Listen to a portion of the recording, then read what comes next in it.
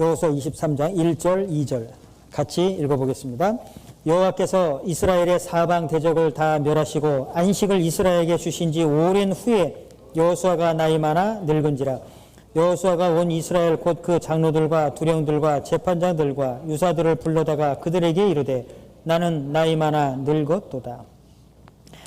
자, 이제 여호수아도 나이를 먹었습니다. 늙었죠.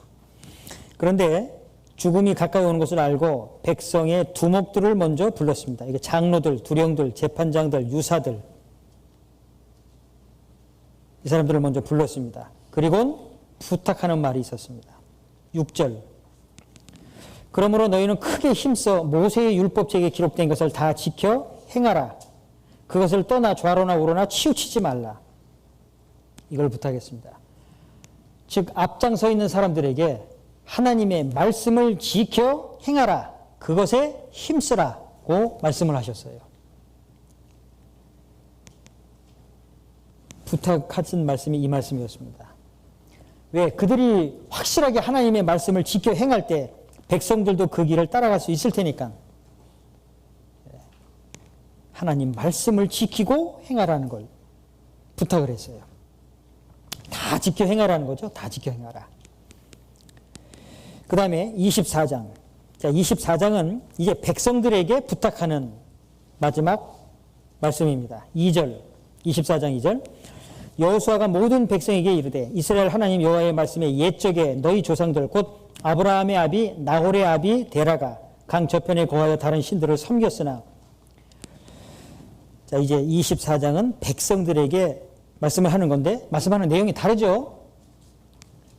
23장에서는 백성의 두령들에게, 즉 지도자격인 앞서 일을 하는 봉사자들에게 말씀대로 행하라. 그걸 설명했고, 백성들에게는 무슨 말씀을 했죠? 말씀을 지키라는 것이 아니었어요. 과거에 하나님이 행하셨던 그 능력을 다시 한번 쭉 설명해 줍니다. 아브라함 때부터 시작해서 선택받은 민족이고 이집트에 들어갔고 거기서 건져냈고 홍해바다를 갈랐고 광야를 지나갔고 가나안 땅에 들어갔고 그런 과거에 하나님이 행하셨던 이적들을 계속 설명하는 거예요. 하나님이 우리와 이렇게 함께 하셨다. 하나님이 이런 분이시다라는 걸 자세히 설명해 주신 거죠. 그러니까 말씀한 내용이 다르죠. 그래서 24장 3절을 보면 여기서 내가는 하나님을 말합니다. 내가 너희 조상 아브라함을 강 저편에서 이끌어내어 가나안으로 인도하여 온 땅을 두루 행하게 하고 그 씨를 번성케 하려고 그에게 이삭을 주었고. 그러니까 하나님이시죠. 5절. 내가 모세와 아론을 보내었고 또 애굽의 재앙을 내렸나니 곧 내가 그 가운데 행한 것과 같고 그 후에 너희를 인도하여 내었노라. 계속 하나님이다. 하나님이 이런 일을 하셨다라는 거예요. 6절. 내가 너희 열조를 애굽에서 인도하여 내어 바다에 이르게 한즉. 7절. 너희 열조가 나 여호와께 부르짖기로 내가 너희와 애굽 사람 사이에 흑암을 두고 바다를 이끌어 그들을 덮었었나니 내가 애굽에서 행한 일을 너희가 목도하였으며. 계속 하나님이 행하신 이적을 설명하시잖아요. 14절 같이 읽겠습니다. 그러므로 이제는 여호와를 경외하며 성실과 진정으로 그를 섬기라. 너희의 열조가 강 저편과 애굽에서 섬기던 신들을 제하여 버리고 여호와만 섬기라. 그러니까 백성의 두령들에게는 하나님의 말씀을 다 지켜 행하라 그랬고 백성들에게는 여호와만 섬기라라고 했고, 여기서 한 가지 아셔야 할 것은 현실적인 말씀은 하나도 하질 않았어요. 국제적인 정세, 그때 당시에 주변의 세력들, 그들이 호시탐탐 노리고 있다는 것, 그런 거 말씀하지 않았죠. 경제적인 것, 먹고 사는 문제 얘기하지 않았죠. 그 주변 나라들이 점점 타락해져가는, 그 풍습이 악해져가고 타락해져가는 것, 그 인간 타락에 대한 말씀도 하지 않으셨죠. 뭘 말씀하셨죠? 죽음을 눈앞에 둔 여호수아가 가장 하고 싶었던 말이 무엇이었겠어요? 백성의 두령들은 말씀대로 행하라. 백성들은 하나님만 섬기라. 그거였습니다. 왜? 그것이 모든 문제의 열쇠니까. 아시겠어요? 지금까지 그렇게 해왔잖아요. 하나님 편이 되어서 하나님을 따르고 하나님을 믿고 하나님을 의지하고 그 하나님을 섬기고 살면 늘 승리해 왔잖아요. 걱정이 없었잖아요. 이겼잖아요. 실제 그것을 경험해 왔잖아요. 그러니까 굳이 구차하게 현실적인 문제 얘기할 필요가 없는 거예요. 왜? 앞으로도 국제 정세가 어떻게 돌아가든지 현실적인 문제가 어떤 어려움이 닥치든지 인간이 얼마만큼 주변의 사람들이 타락되어져 가든지 그런 일도 있겠죠. 그러나 그것이 중요한 것이 아니고요. 중요한 건 어떤 시대, 어떤 상황, 어떤 문제에 부딪혀도 끝까지 하나님 편이 되면 모든 것이 다 평정케 된다는 거예요. 아시겠죠? 그래서 현실적인 말씀은 한마디도 하지 않았어요. 우리는 신앙생활하면서 현실적인 것에 많은 마음을 빼앗기죠. 제가 여기 들어온 지 이제 2달 정도 됐는데 한국이 많이 발달했고 좋은 나라가 됐고 편리해졌고 그래서 사람들의 마음도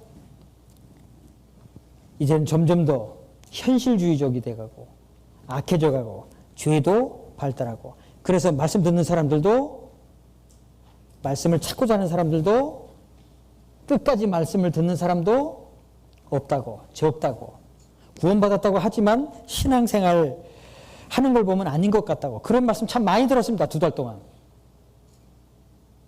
근데 그게 문제가 아닌 거예요. 과거 역사 속에 아니 앞으로의 미래의 역사도 마찬가지일 겁니다. 어쩌면 과거 역사보다도 미래의 역사가 더 타락되어져 가겠죠. 더 현실적으로는 어려워지겠죠. 문제는 어느 시대에 어느 나라에 어떤 환경에 내가 있느냐가 아닌 것이 아니고 그 가운데서요. 정말 하나님만 의지하고 하나님 편이 되어서 살아가는 거예요. 그러면 그 가운데 하나님이 역사하시는 거예요. 왜 환경에 마음을 빼앗겨요? 아닙니다. 사람들이 말씀을 듣지 않는다. 그렇게 말씀을 듣지 않는다고. 그러면 하나님 앞에서 자기 자신이 하나님 말씀을 듣지 않는 것도 생각을 해보셔야 돼요. 상대편이 말씀을 듣지 않는다는 것만 생각하지 마시고요. 나도 저 사람처럼 하나님의 말씀을 듣지는 않고 있는지 생각해 보셔야죠. 환경이 어렵다고만 핑계댈 것이 아니고요. 내가 하나님 편이 되면 승리하는 거예요. 아시겠습니까? 그게 여호수아의 핵심입니다. 강하고 담대하라. 극히 담대하라. 내가 너와 함께하리라. 그렇다면 여호수아는 하나님 편이 되는 거죠. 예, 하나님 편이 됐어요. 시작부터 끝날 때까지. 우리도 하나님 편이 되면 반드시 승리하게 되는 거예요. 되게끔 되어 있습니다. 그래서 여호수아가 죽음을 앞둔 상태에서 현실적인 말씀을 한마디도 하지 않은 거예요. 우리가 평상시때 말씀을 배우고 교제할 때마다 늘 간증 속에 나오는 게 뭐예요? 그 하나님 말씀 딱 붙잡고 하나님 의지하고 하나님 믿고 담대하게 사는 거예요. 그럼 결국 하나님이 역사를 이루시고 승리하게 하시는 거예요. 그게 여호수아서 내용입니다. 환경 아무것도 아닙니다. 한국보다도 더 힘든 환경이 많아요. 해외에. 신앙생활 하기가. 그리고 전도하기가. 그런데 외국에 선교하는 상황에 비교하면 한국은 신앙생활하기 좋은 환경이에요. 그런데도 신앙생활 못하면 그 사람은 정말 문제입니다. 제가 감히 그렇게 말씀드릴 수 있어요. 해외에서 신앙생활 한다는 것 쉽지 않습니다. 교제 얼마나 많이 풍성해요. 말씀이 얼마나 많아요. 형제자매들이 가까이서 얼마나 많이 붙잡아줘요. 마음만 있으면 마음이 없는 거죠. 이렇게 좋은 환경 속에서도 신앙생활을 못한다면 정말 문제입니다. 그래서 이 여호수아가 현실적인 것 말씀하지 않고 신앙적인 걸 말씀을 하셨어요. 여러분들 환경에 마음 빼앗기지 마십시오. 하나님을 더 굳건히 믿는 거예요. 끝까지 하나님 편에 서는 거예요. 하나님 편에 서면 불평 없습니다. 원망 없죠. 비판이요? 없지요. 정죄요? 있을 수가 없죠. 묵묵히 주님 의지하고 삽니다. 거기서 승리하는 거예요. 개인 신앙도, 전도도, 하나님의 역사가 이루어지는 겁니다. 처음에 찾았던 말씀 아시죠? 출애굽기 33장 11절 말씀. 여호수아는 청년 여호수아는 회막을 떠나지 아니하니라. 그는 끝까지 하나님 떠나지 않았어요. 오히려 죽음 눈앞에 둔 상태에서 두령들에게 백성들에게 하나님을 붙잡으라. 하나님 편에 서라고 부탁을 하죠. 여호와만 섬기라. 오직 나와 내 집은 그 다음에 여호와를 섬기겠노라. 그 죽음 앞에서도 무엇을 붙잡아야 할 것인지를 가르쳐 주잖아요. 자, 여기 계신 모든 분들 오늘 여호수아를 쭉 살펴보았습니다. 신앙은 실제입니다. 이론이 아니죠. 그것은 해외 선교하면서 더 강하게 경험하게 됩니다. 강하게 느끼죠. 하나님의 나라는 말에 있지 않고 오직 능력에 있습니다. 성경 많이 아는 것, 그것이 실제 생활 속에서 나타나야 되는 거예요. 많이 알면 암송도 많이 알아야죠. 전도할 때도 확실하게 그 말씀으로 제시할 수 있어야죠. 예, 신앙은 이론이 아닙니다. 실제예요. 생활 속에서.